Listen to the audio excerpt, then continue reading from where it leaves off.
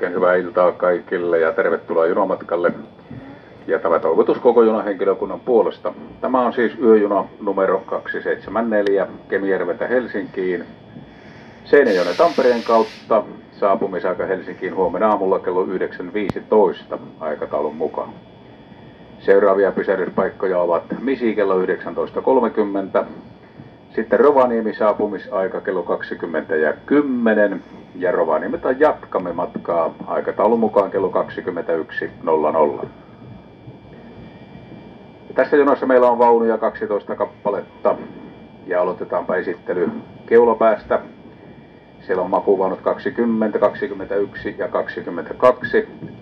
Niiden jälkeen sitten istumapaikkavaunu numero 23, jonka alakerrasta löytyy paikat lemmikkien kanssa matkustaville sekä isompi tavaratila sitten siellä alakerrassa myöskin polkupyörille, lastenvaunuille, suurille matkatavaroille ja niin edelleen. Ja löytyypä sitten maksullisia lukittavia säilytystiloja myöskin.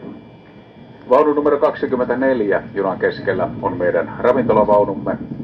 Ja toistan vielä, ravintolavaunu numero 24 junan keskellä.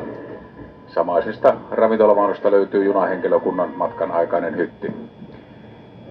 Sitten vaunu numero 25, ravintolan jälkeen tavallinen kaksikerroksinen istumapaikkavaunu ja junan loppupäässä vielä makuuvaunuja numerosta 26 numeroon 31.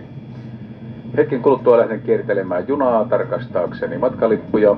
Pyydän ystävällisesti, että varailette lippuja jo valmiiksi. Ja